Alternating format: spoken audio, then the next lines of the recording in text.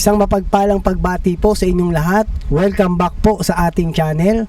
Bagong video panoorin po natin, true experience ang kwentong buhay dito sa Off the Record. Tungkol sa pagiging lulong sa panonood ng porn videos ng isang binibini. Bigyan natin ng komento, opinion at reaction. Pero bago po yan, please like, share and subscribe. Click the notification bell para updated ka sa tuwing mag-a-upload po tayo ng bagong mga videos, pati na din sa channel po ni Off the Record. Umpisahan na po natin and let's go! At some point in my life, pinangarap ko na maging star. I remember feeling something good. Parang may nabuhay sa loob. When I was 12 years old, I had my first boyfriend. And then I started drinking at 13, smoking and drinking and partied men, women, lahat. Isang beses lang hanggang sa naging araw-araw. Panonood ng mga ganitong videos. Number 2, ang Pilipino na kabataan. Video lang naman yun. Wala naman siguro yung magiging epekto sa buhay. Paano pag may nakakita na ganito yung search bar? Iba ang wiring ng babae. Kasi napansin ko ang mga lalaki very visual. Tricky thing about women is di namin kailangang makita ang isang bagay para talagang makita yung isang bagay. Napaka-powerful ng imagination ng babae. Talagang patok yung mga libro na nababasa ng mga kababayan, yung mga pocket books na yan. Alam natin kung akala ko video lang naman siya. Akala ko normal lang naman siya. Hindi na natin natitingnan yung isang tao purely for who they are. Inuhusgahan tayo base sa mga bagay na nagawa natin, hindi talaga kung sino tayo. Kahit ganun karumi yung isipan ko, yung puso ko, but still the Lord embraced me when I was 22. The Lord really changed my heart.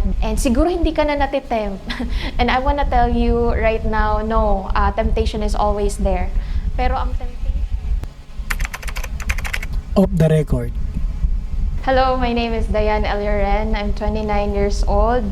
Ako po ay taga Valenzuela City at narito po ako para ibahagi kung paano ko napagtagumpayan ang pornography at sexual immorality or sexual sin sa aking buhay.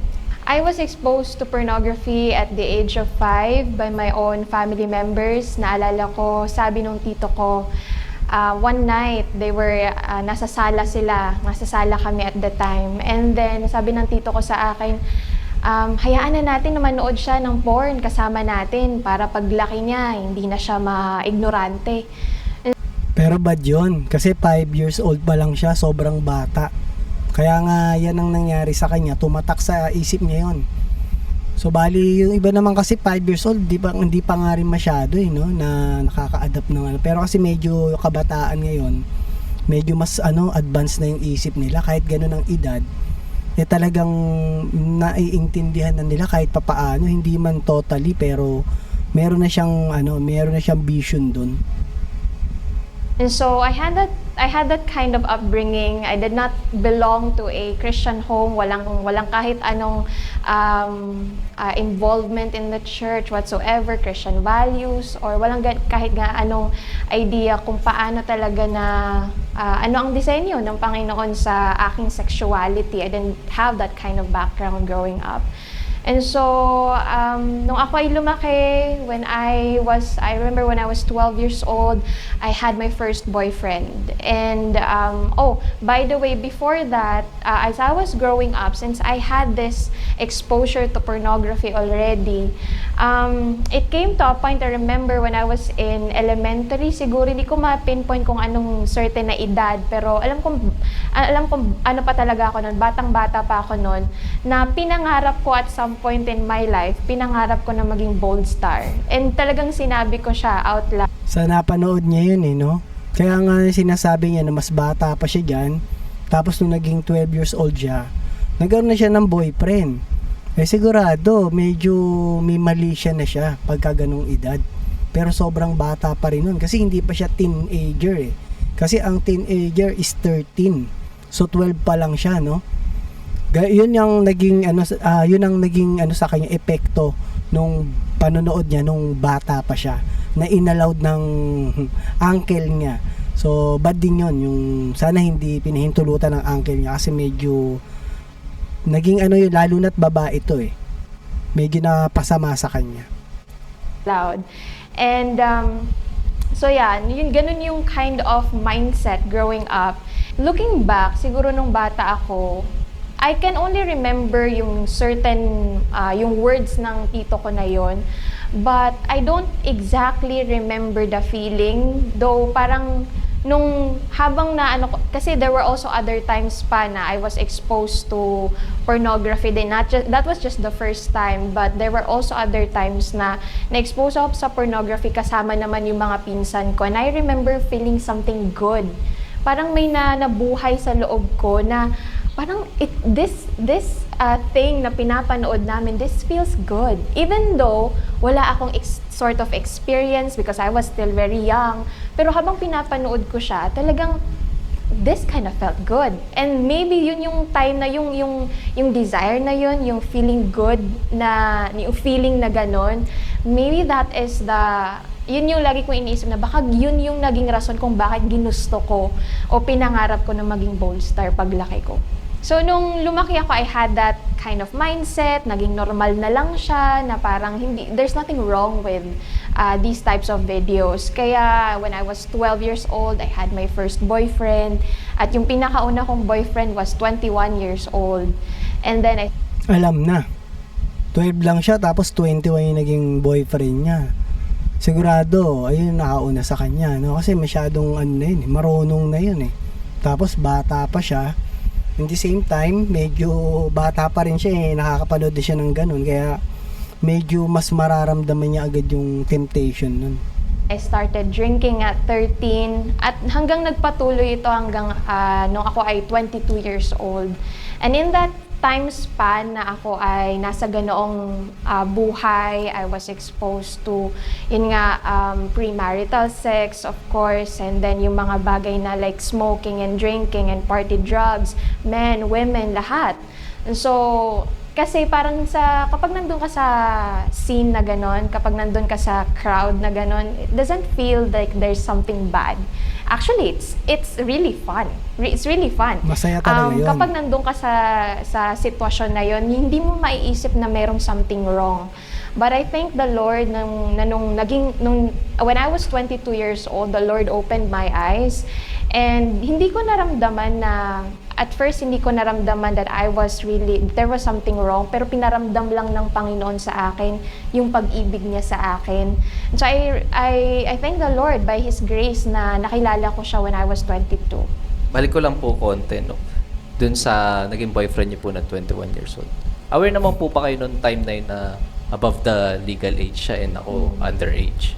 No, nung time na yun, when I was 12 years old, walang sort of any awareness that I was doing something wrong. Lalo na kasi yung mga kasama ko, it was very normal and because siguro dahil sa ganong mga age, sa ganong edad talaga, your love is, ang ibig sabihin ng love is all about Actually, hindi pa love yun. Puppy love or parang crushes lang.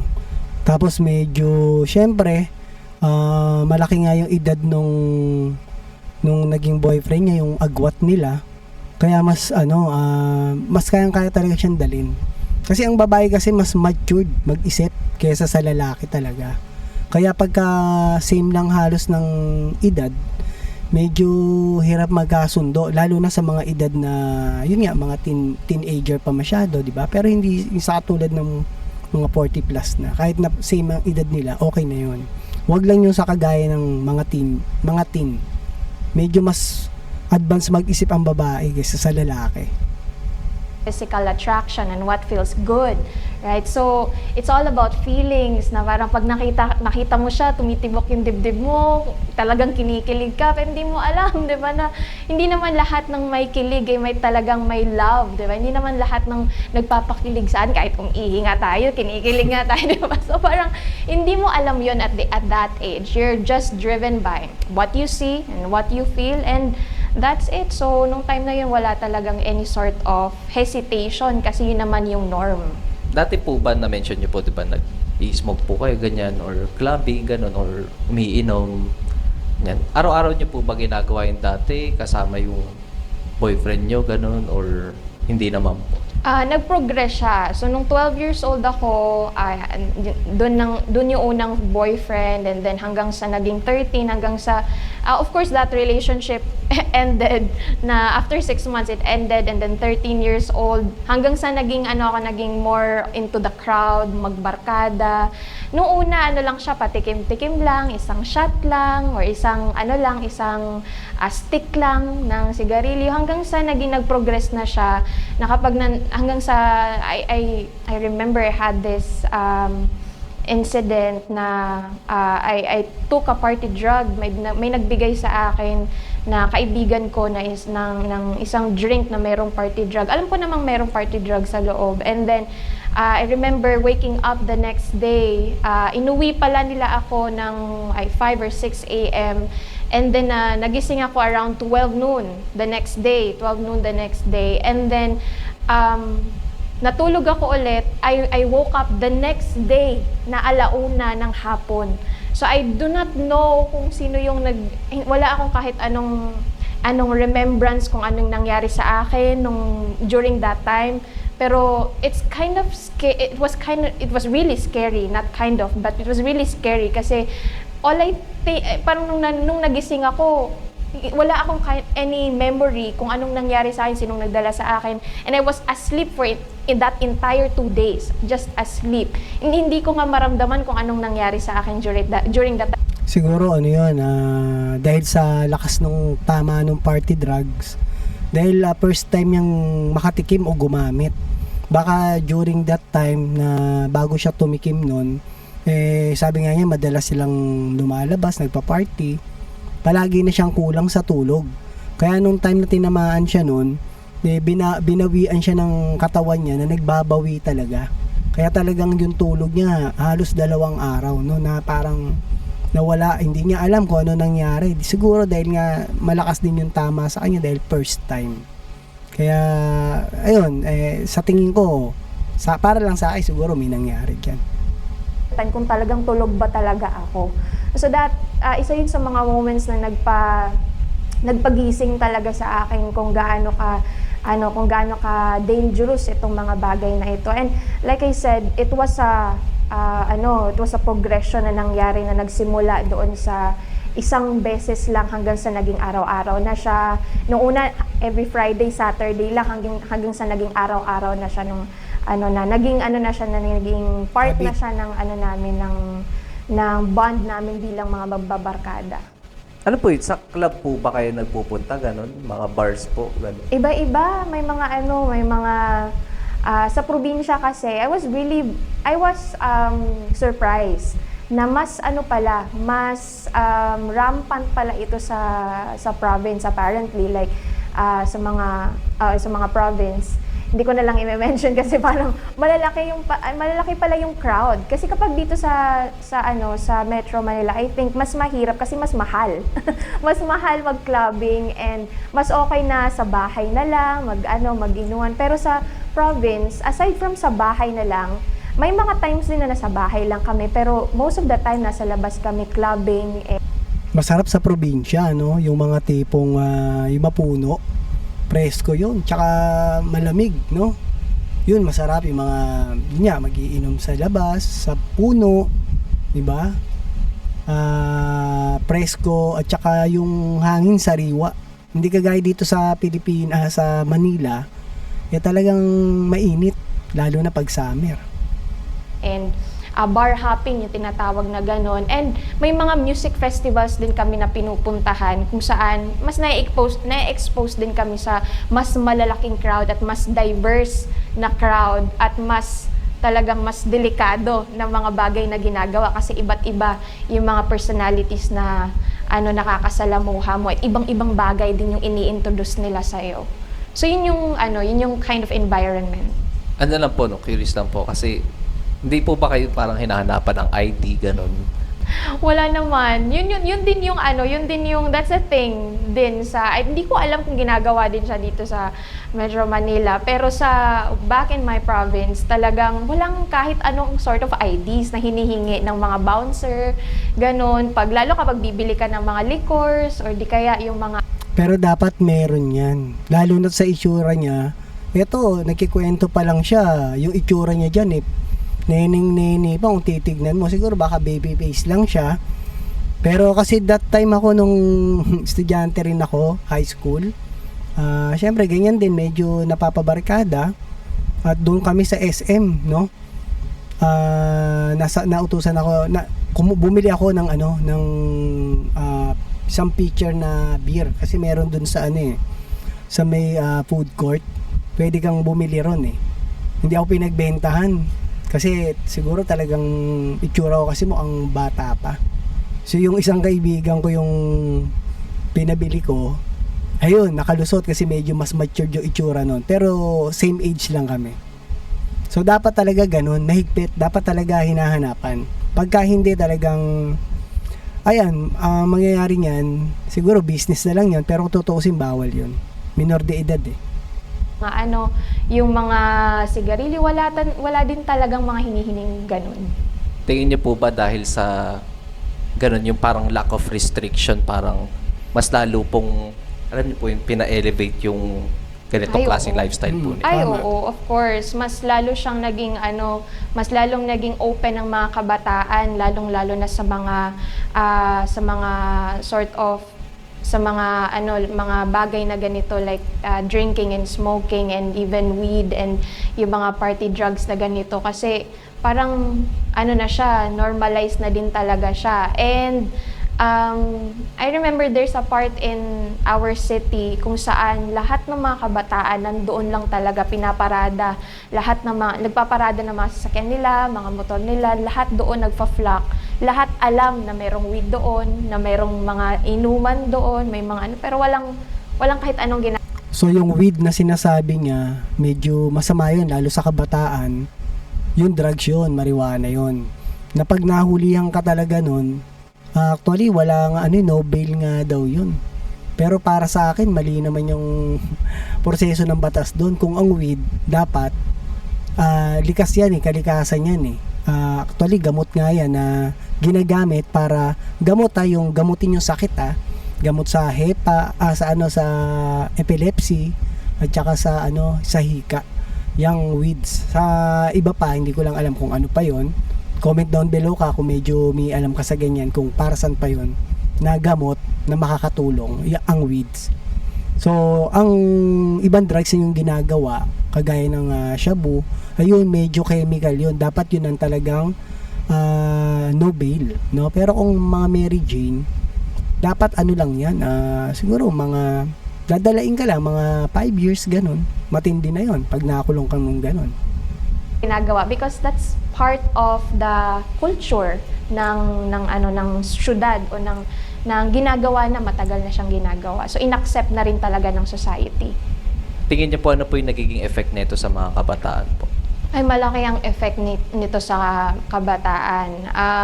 This is something that we can no longer shy away from. Hindi na natin siya kailangan na i-deny or hindi na natin siya kailangan na maging tabu pa. Kasi apparently, I even read an article one time na nagsabi na ang mga kabataan na ngayon, we are second worldwide in the number of Gen Zs who are watching some adult entertainment videos. And hindi ako magiging surprised na hindi lang sa panonood ng mga ganito. Oo, open nandyan lang Dati, di ba, sa mga magazine pa, Playboy magazine, no? Tinatabi pa yan sa mga ilalim ng kama. Pero ngayon, nandun na mismo hawak nila. Ikiklik na lang nila, napapanood na nila lahat. No, walang age doon, talagang kaya iba yung ngayon. Kaya ang mga kabataan ngayon medyo parang para sa akin mas okay pa din yung mga 90s, mga 80s, gano'n na talagang walang gadget, naglalaro, exercise pa nga mga luksong baka, yung mga shato, trumpo, yung mga text, ganon. Mas okay mas masaya yung panahon nun. Itong adult entertainment videos, number 2 ang Pilipino na kabataan, maging sa mga ibang vices like smoking and drinking as well, kasi talagang hand in hand yung mga bagay na ito. And malaki ang epekto nito because we look at them as the hope of the next they're the next generation And we have a lot of, marami tayong talagang hope para sa kanila, but the enemy is trying to steal them away from the dreams and yung pangarap natin para sa mga kabataan. And that is why kailangan talaga natin siyang pag-usapan. Kailangan natin siya talaga na i-open, put it into the light so that mapag-usapan, malaman natin. Kasi most especially for example, sa simbahan, hindi siya yung lagi nating naririnig. All we hear in the church is just, no, wag mo lang gawin. Pero bakit? Bakit natin hindi pwedeng gawin yung mga bagay na ito? Kailangan natin siyang i-explain sa mga kabataan ano yung nagagawa ng mga bagay na ito sa kanilang mga buhay, lalong-lalo na sa kanilang mental health.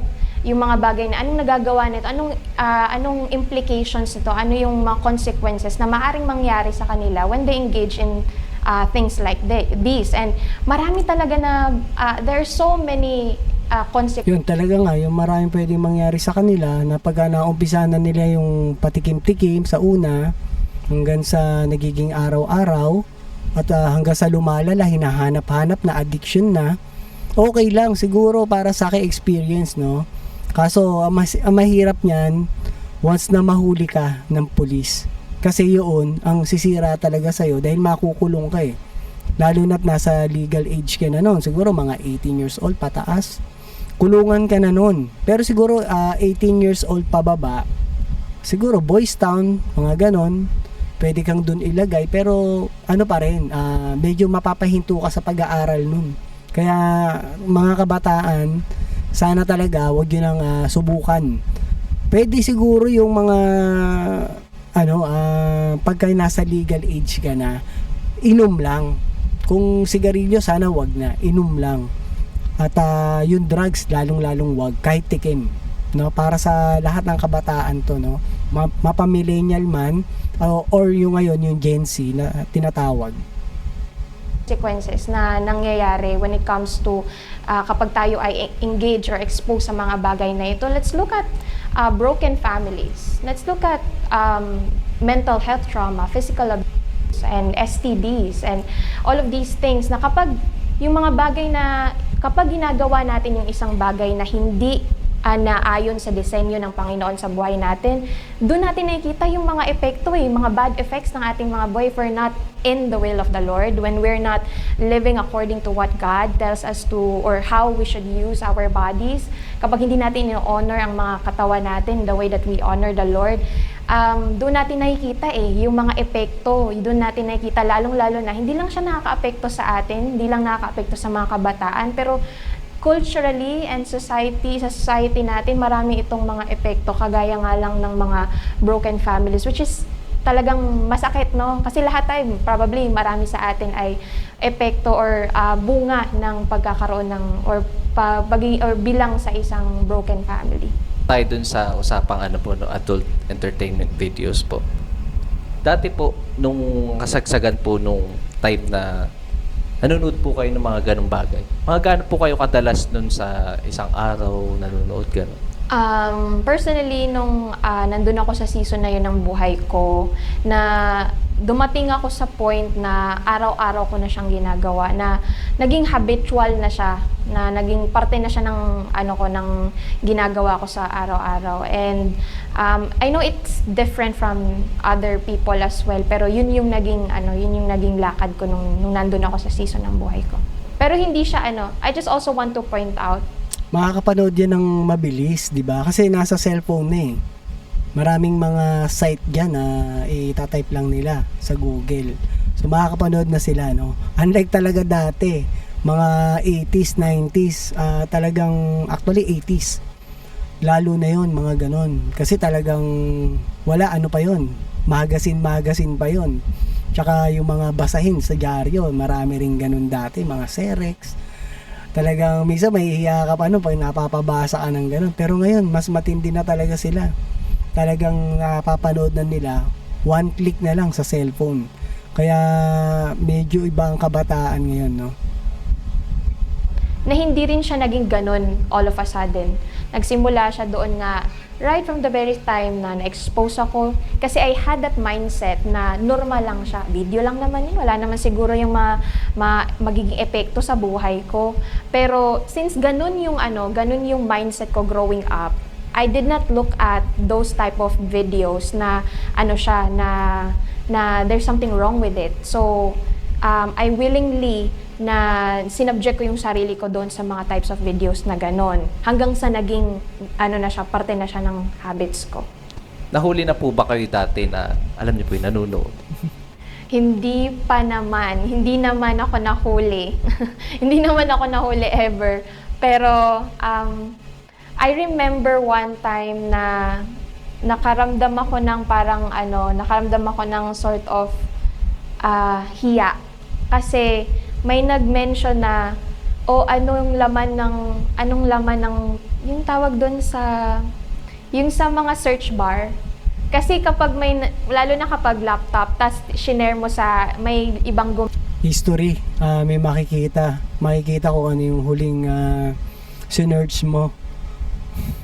Malamang ganun nga yung kinikwento niya. Mamit.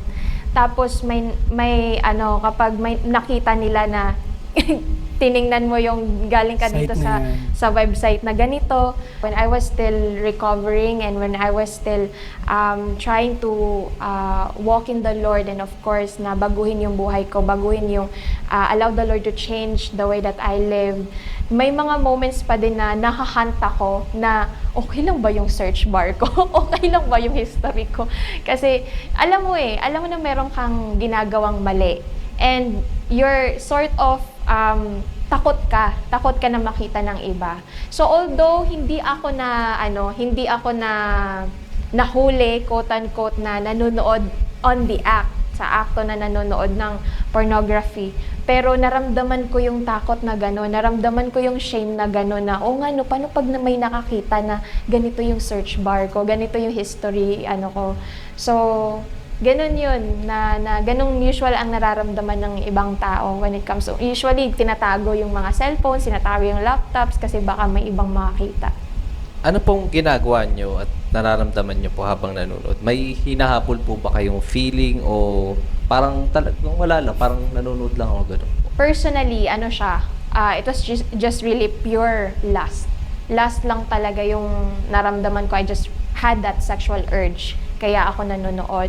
But I also heard other stories na ginagawa nilang parang relaxation ang pornography. Hanggang sa may iba din na nagsasabi sa akin na hanggang nagiging na lang din siya, nagiging sort of a fun way or a bonding nila daw magjowa. Yun yung naging yun yung ibang experience naman na naririnig ko. Pero para sa akin personally, ang reason was yung pagkakaroon ng sexual urge. Kaya nag-turn ako to porn. Yan po. Naniniwala po ba kayo na sa mga nagsasabi na yung parang mga lalaki lang po yung mahilig sa ganyang bagay? Naniniwala po ba kayo? Of course not. I do not believe in that because porn at the end of the day is not a man's issue. It's a human issue. Talagang issues siya ng puso talaga natin kung ano yung laman ng. Siyempre, dalawa rin naman yung gumagawa nun dun sa may porn na pinanonood nila, kaya both yan, no? And then both human din naman, babae, lalaki, 'di ba? LGBT, matanda, bata, talagang nakakaramdam at nararamdaman yan, no? Tao ka lang normal yun Ang puso natin.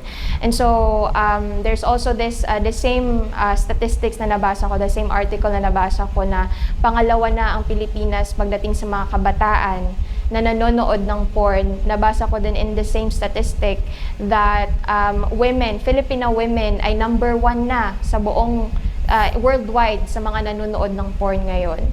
And so, actually, 53% in 2022 ng kababaihan ang nanonood ng porn. That means, mas marami ng kababaihan ngayon ang nanonood ng porn kaysa sa mga kalalakihan.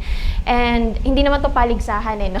Hindi man siya paligsahan, pero at the end of the day, it shows us kung nasaan na tayo, the reality of this issue, kung gaano tayo kalalim dito sa kasalanan ganito.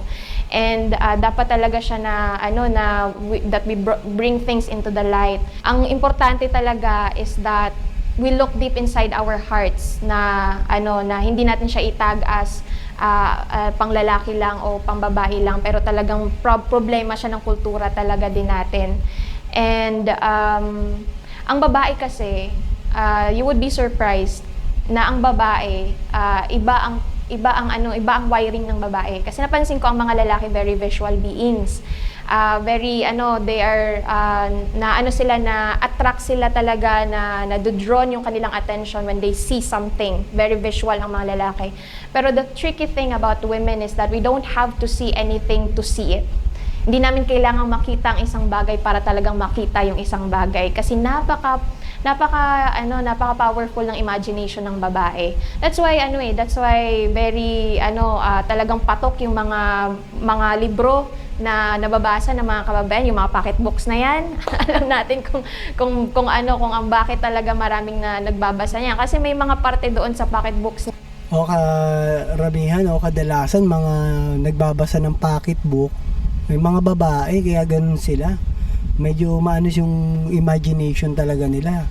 Kahit nga may napapanood lang sa TV na mga teleserye, na mga love story, minsan hahanapan sa'yo nung kapartner mo, or kung may pangit bang eksena doon, aawayin ka. Kaya yung mga babae, no, malalim or malawak or masyadong yung imagination nila malikot.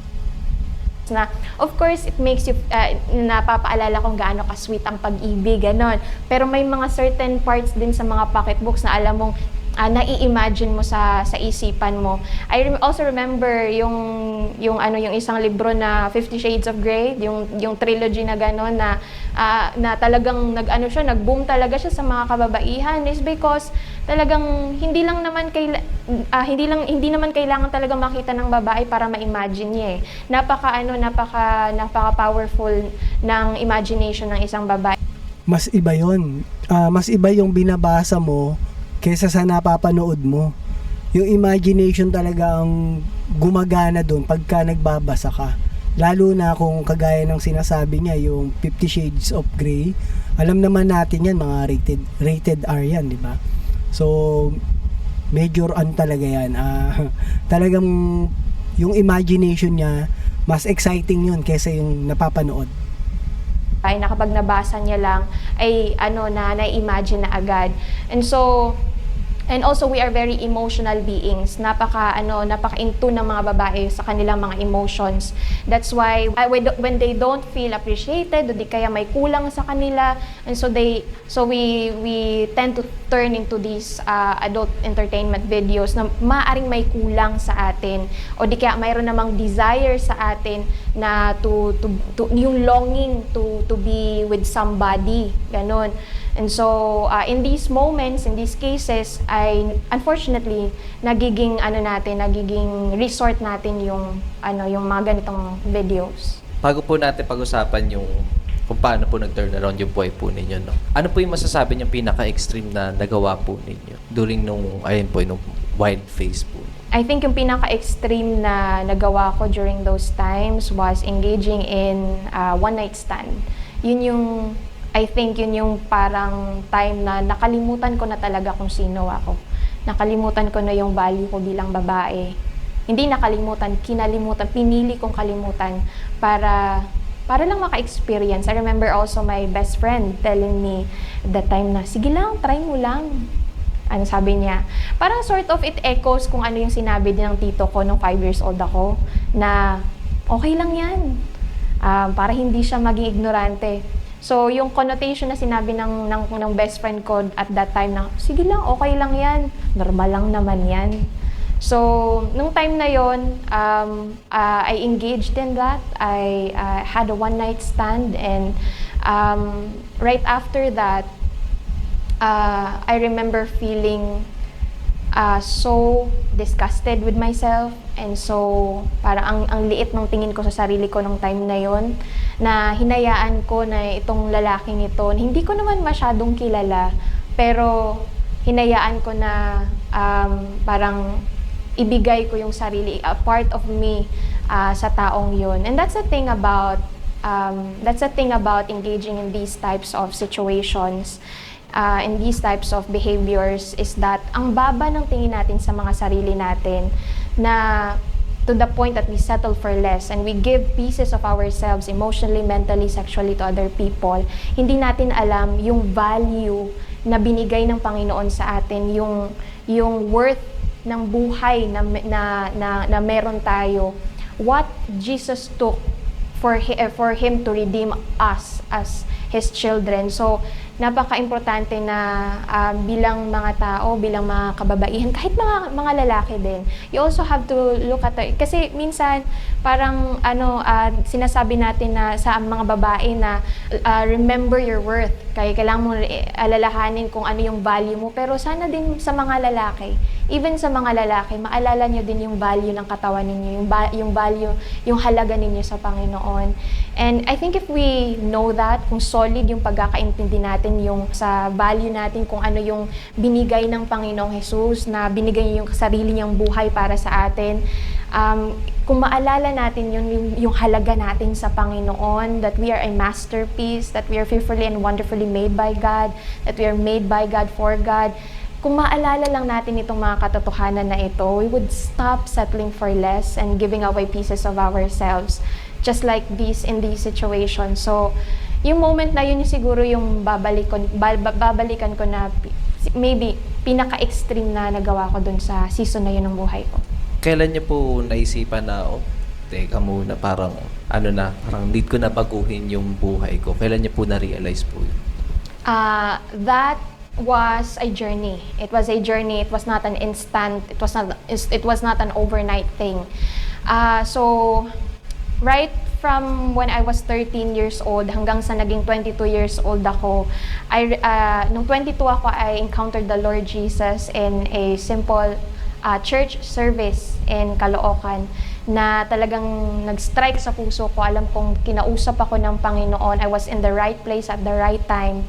Narinig ko yung Panginoon and He spoke right into my situation and He allowed me to feel His love at that moment. Now, the Lord touched my heart. So 13 siya, tapos 22 siya na medyo namulat na mapasama siguro sa mga ganyan, counseling, na nakilala niya ang Diyos. Mas okay yun, pero medyo 9 years, no? Sa bagay, medyo tama lang yun. Siguro sa 9 years na yun, marami na rin siyang experience. Kaya kung papansinin po natin, iba na siya magsalita, no? Para na po talaga siyang pastora. Kadalasan din kasi ng mga pastora at mga pastor, bago sila naging ganyan, naglilingkod na sa Panginoon, talagang malalim na sila. Marami na sila naging experience. Kaya gano'n na nga lang sila, kung magsalita, magaling na. Kasi base lang yun sa, hindi sa nababasa nila, no? Experience sa sarili talaga nila, na pinagdaanan nila yung buhay. Kaya masarap din maipag-usap sa mga pastor or pastora, mas malalim sila, malawak. When I was 22, the Lord really changed my heart, but yung behavior, it was hindi naging instant pero gradual. The Lord took me into a journey. And so 22 years old, I accepted Jesus as my Lord and Savior. When I was 24, noong 2019, I started to volunteer. Doon ako talagang sabi ko, Lord, I want to be used by you. Gusto ko, Lord, maglingkod. Gusto ko na magamit yung buhay ko, na paglingkuran din yung mga tao so that they would also know that there's hope in you. Na hindi namin kailangan na mamuhay na nakagapos sa mga bagay, sa mga kasalanan na ganito, pero pinagbayaran mo na lahat. I want them to experience freedom as I am experiencing it, Lord. And so I decided to volunteer noong 2019. So nung naging volunteer na ako, doon ko naramdaman na the Lord really was convicting me. Kasi even though I was already in the church, kahit naglilingkod na ako sa simbahan, kahit volunteer na ako sa simbahan, I was still engaging in these things, in premarital sex and pornography, yung mga bagay na ganito. I was still engaging in these acts. So, the Lord began to convict my heart. Kasi bata pa naman talaga to. Kung sa ngayon nga, sa sinasabi niya nung 2019, kung 2025 tayo, 6 years ago, di ba? So, ilang taon lang siya noon. Siguro, na rin pala to, mga 28, 29 years old na rin pala to, no? Pero hindi halata sa kanya. Medyo bata pa yung itsura niya, eh. Pero malalim na siya kung magsalita. Base sa experience niya yan. talagang naging ano ang Panginoon, naging firm ang Panginoon doon. Anak, don't settle for less. I have so much more in store for you. And so I decided to honor the Lord. Nung time na yon, I decided to fully give my life talaga sa Panginoon, and I decided to stop all these things that I was engaging in, honor the Lord fully talaga sa buhay ko. But then, in those moments, so tinigil ko na yung mga sexual acts, kasi I had a boyfriend at that time.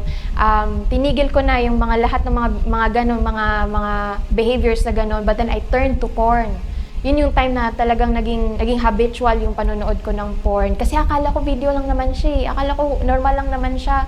Kasi hindi naman siya technically, di ba, doing the act. Ganun yung iniisip ko nung timeline. And then, sabi ko, parang there was still something wrong. Sabi ng Panginoon sa akin, you're still, hindi pa rin ito yung plano ng Panginoon sa buhay ko. And so, I stopped the act of porn. Hindi na ako nanonood ng adult entertainment videos.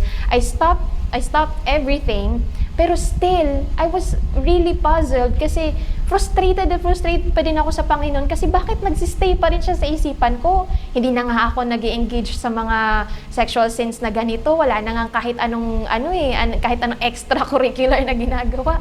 Di ba? Wala na kahit ano, even these adult entertainment videos, wala na nga kahit ano. Pero yung mga imahe, yung mga thoughts, they're still in my mind. And I remember I was so frustrated with Nandun pa rin yung mali siya sa utak niya at isipin niya, no? So, hindi naman basta mawawala yun kasi lahat naman ng tao talaga, may mali siya.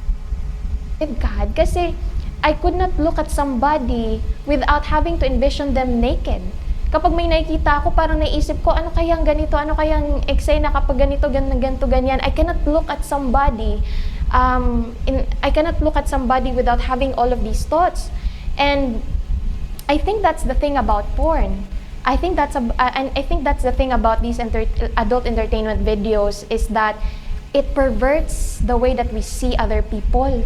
Parang ang nangyayari, imbes na tinitingnan natin sila bilang ito ay mga taong nilikha ng Panginoon in accordance to His image. Pero ang nangyayari, nagiging object na lang sila para sa ating mga sariling satisfaction or desires. Kasi ganun yung nagagawa ng ganitong mga types of videos, is that hindi na natin natitingnan yung isang tao purely for who they are, kung ano yung ugali nila, kung gaano kaganda yung puso nila, kung ano yung maitutulong natin sa kanila, pero natitingnan natin sila in such a way na ginagamit na lang natin sila as merely material things and objects para sumaya tayo. Ganun yung nangyayari kapag engaged tayo sa mga ganitong types of videos. And it's also really purely demonic. Kasi talagang yung mga videos na ganito, it messes up our minds. And that's the thing about the enemy in our lives, is that pine-prevent niya tayo na ma-experience yung kalayaan na meron tayo sa Panginoon. Gusto niya na hindi tayo mamuhay ng malaya. Gusto niya na bound tayo, na at sa unang beses parang masaya pa siya. Ganun yun eh. Kapag nasa kasalanan ka, masaya naman talaga eh. Masaya ang kasalanan only after if it's no longer fun. Kapag nandun ka, Lahat nga ng bawal eh. Yun yung masarap, 'di ba? na ikaw na lang mag-isa with all of these thoughts, with all of these consequences na nasa harapan mo dahil sa pag-engage sa mga bagay na ganito. It's no longer fun kapag ikaw na lang nandun and you're already in the middle of the mess, the brokenness. But thanks be to God, salamat sa Panginoon, even in our brokenness, kasi natutunan ko yun eh. Kahit ganun karume yung past ko, kahit ganun yung karume yung isipan ko, yung puso ko, but still the Lord embraced me. Niyakap ako ng Panginoon sa karumihan ko. Kahit ganun yung nangyari, even in my brokenness, even in my mess, ay ginawa ng Panginoon, He turned it all for glory. In my brokenness, He turned all of it into beauty. So ganun din yung ginawa ng Panginoon sa buhay ko. So when I was in that season of my life, na tinigil ko lahat, but even nandun pa rin sa isipan ko yung I was still frustrated with God, kasi nananatili pa din yung mga mental images yung sa isipan ko. What made the difference is that I kept on pursuing Jesus. I kept on pursuing the Lord. Patuloy pa din ako na even if I was frustrated, but I was frustrated with God. Patuloy akong nag sa Panginoon, umiyak sa Panginoon na, Lord, I want to be set free. And I remember after having one of those nights ng pagbe-breakdown sa Panginoon, kasi gustong-gusto ko na talagang lumaya. Ayoko na magkaroon ng ganitong mga images sa isipan ko, Lord.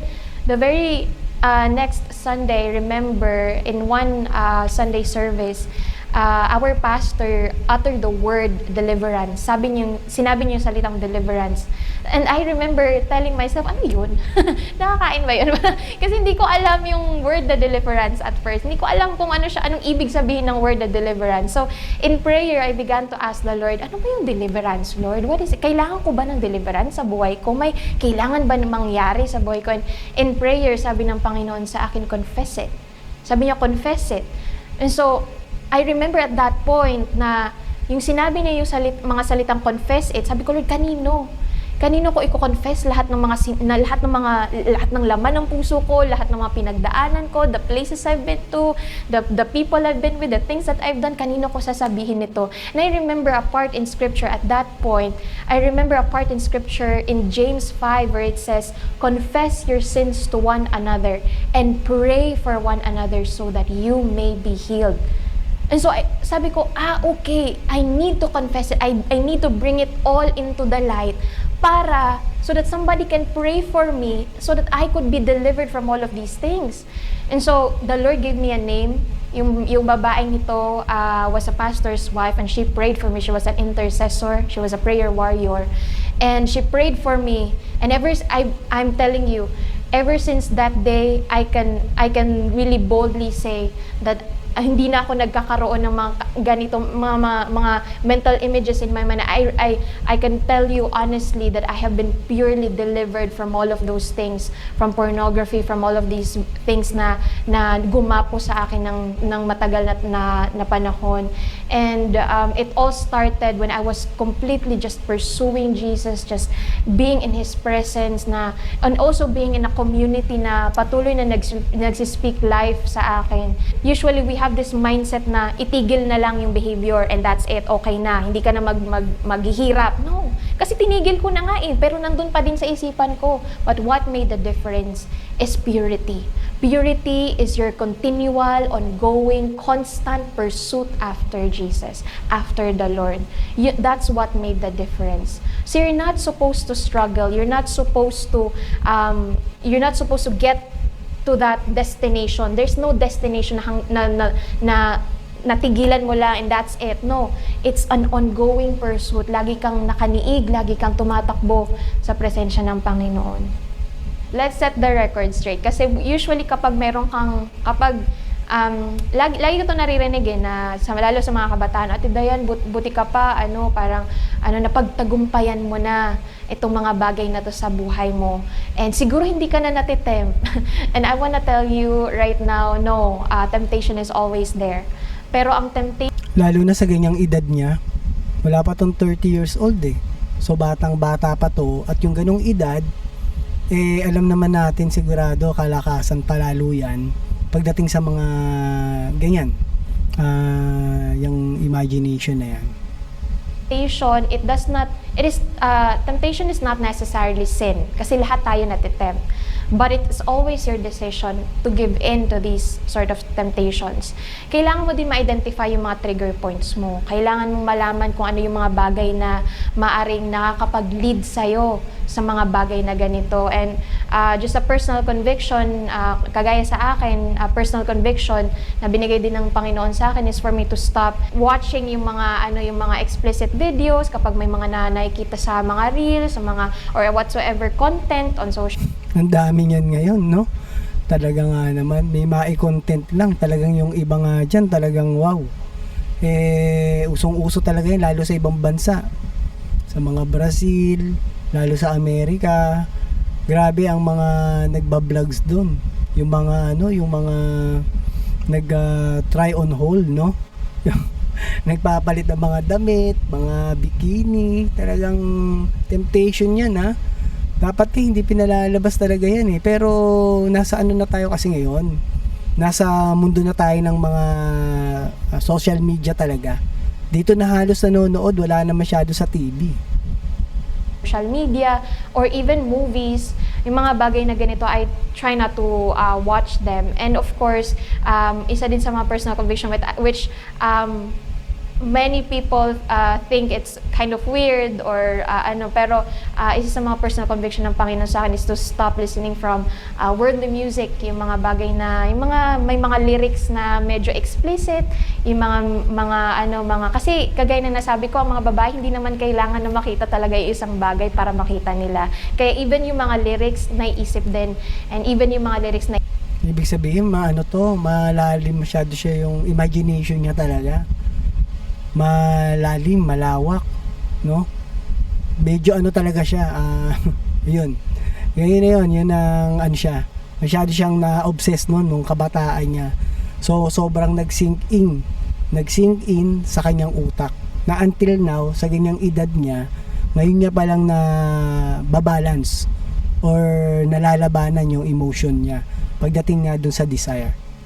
na-envision din namin. So, yung mga bagay na ganito na mga trigger points natin, kailangan, you have to steward over the deliverance na binigay ng Panginoon sa iyo. Kailangan mo talagang alagaan yung testimony mo, protektahan yung testimony mo, so that you will no longer fall into these temptations anymore. I remember in the Word of God, it says, flee from all sexual immorality. Takbuhan mo. Actually, ang sexual immorality, itong mga bagay na ganito, sexual sins, this is the only place where the Lord is asking us to run away from. Yung mga pagsubok sa buhay, trials, challenges, ito sinasabi ng Panginoon, endure it. Yung mga bagay na tiisin mo yung mga bagay nito kasi the Lord is able to bring out glory out of these challenges and trials in our lives. But when it comes to temptation, when it comes to sexual sins, ang sinasabi ng Panginoon, takbo. Run as fast as you can. Kasi alam ng Panginoon, hindi talaga natin kaya itong mga sexual sins na ito. So, ang usual kasi natin, baliktad ang ginagawa natin minsan eh. Ang pagsubok, tinatakbuhan, 'di ba? Ang pagsubok tinatakbuhan, pero ang temptation tinitiis. Kaya ko 'yan, Ate Dayan. Kaya ko 'yan, kaya ko yung mga videos na 'yan, kaya kong panoorin lahat ng content. Kasi most of the time we're so open-minded that our brains fall out. We think we can just we can just ingest any content out there and would still be fine. No, of course not. Hindi lahat ng mga content makakabuti sa atin. Even the Word of God also says, you have the right to do anything, but not everything is beneficial. Yung sabi ni Apostle Paul, pwede mo naman talagang gawin lahat ng bagay. Kumain ka ng lupa, kumain ka ng burak, pwede mo kainin yan. You can do anything, but not everything is beneficial. Hindi lahat ng bagay nakakatulong sa atin. So, hindi lahat ng content nakakatulong sa atin. So, yun. Ang pagsubok, tiisin, talagang i-endure natin.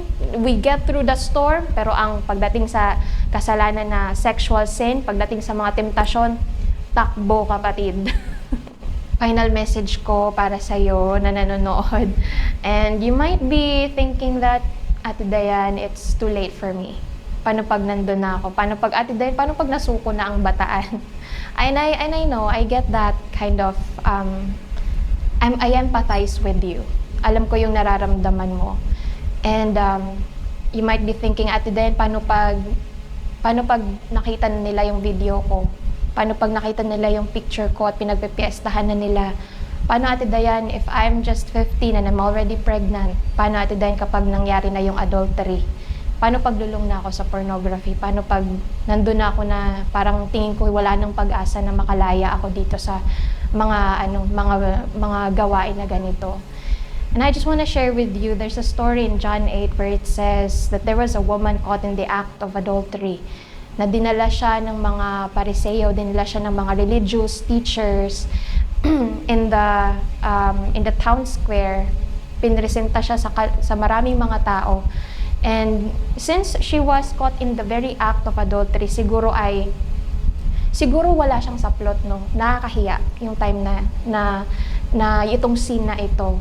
And I just want to tell you, kasi yung sinabi ng Panginoon doon sa babae, even if she was caught in the very act, tapos na, nangyari na, nandoon na siya sa sitwasyon na yon. Pero kahit yung mga tao hinuhusgahan na siya, kahit yung mga tao, kasi ganun yung mga tao no? Usually, hinuhusgahan tayo base sa mga bagay na nagawa natin, hindi talaga kung sino tayo. And I just want to remind you that even if the world judges you, even if other people judges you, condemns you, but the love of the Lord upholds you. I want to remind you na in that moment, nung nandoon na yung babae, at kaharap niya ang ating Panginoong Jesus, sabi ng Panginoon sa kanya, I do not condemn you. Neither do I do not condemn you. So go and sin no more. Go and sin no more. And I want to tell you that the reason na sinasabi ng Panginoon sa atin, go and sin no more, na tayo ay niyayakap ng Panginoon sa ating karumihan, pero niyayakap din tayo ng Panginoon para linisin tayo, so that we would Amen. go and sin no more, is God telling us that we can still be used by God. Pwede pa din nating lakaran. There is still a good future planned for you. Meron pa ding pangako ang Panginoon para sa iyo. And the only thing you need to do is just accept Jesus. The only thing you need to do is just open your heart. Open your heart, maging receptive lang ang ating mga puso kung ano yung nais ng Panginoon na gawin sa atin. Just be honest before the Lord, be open before Him, be humble before the Lord. Na Lord, ito yung mga bagay na ginagawa ko and I'm not proud of it, but I believe that you can do, na meron kang plano sa buhay ko, and that you're able na ibangon ako sa aking pagkalugmok na ganito, sa aking karumihan, pwede mo akong linisin, and that you have a good future for me. And I believe that the best is still to come for those who are in Christ Jesus. Walang kasalanan ng malaki sa ating Panginoon. God's love is bigger than your sin. So, come to Jesus. Ilagay natin yung ating mga puso pag-asa sa ating Panginoon. There's so much more that the Lord wants to do in your life. You just have to open yourself up to Him and be open to His leading. Siguro ang masasabi ko din, practical tips para sa mga dumadaan sa mga ganitong sitwasyon, ay plant yourself in a church. Plant yourself in a church. Surround yourself with people na alam ang salita ng Panginoon and will speak life over you. At papaalalahanan ka na mayroon pang pag-asa sa katulad mo at sa katulad ko. Lahat tayo ay makasalanan, pero salamat sa Panginoon na bumaba siya para sa atin so that we can all redeem from all our sins and we can have not just life here on earth but eternal life. So, yun lang. Amen, no, Pastora? Napakalalim niya na magsalita, no? Dahil base sa mga naging experience niya yan, Isipin mo, wala 5 years old, no? Nag-sink in na sa utak niya yung napanood niya nang inallowed siya ng kanyang uncle, no? Para sa ating mga nakakatanda naman, mga titos, titas, uncle, yan, pag kami mga ganyang bata nga, hanggat maaari, wag natin i-allowed na makita nila yung kung ano man yung pinanonood natin ng pang-adult na. Kasi hindi talaga pwede sa kanila yan. Dahil magsisingin sa utak nila yan at dadalhin nila yan everyday hanggang sa lumalaki sila, nagiging tama na yung mali para sa kanila. So dapat ano rin tayo dyan, responsible din tayo mga nakakatanda, no? At ayun, maganda yung kwento niya dahil importante lang naman talaga kapag nagkakasala ka na, nagiging garapal ka na, malaswa ka na, sobra na, yun nga, magdasal ng taimtim, umatin sa mga Bible, ano na ganyan, yung mga, sumali ka sa mga, sa church, di ba, pwede kang maging choir doon, nandun pa rin talaga yung mga tukso, yung desire, lalo na pag medyo bata ka pa, no? So, ang gagawin mo lang talaga, paglalabanan mo lang siguro yan sa pananalangin, no? So, ayun lang po, comment down below po kayo kung ano yung masasabi nyo sa mga taong nalulong sa panonood ng porn, no? Hanggang sa muli po, ito po si Tio Paeng ang nagsasabing, life is short, be happy, and world peace. Amen.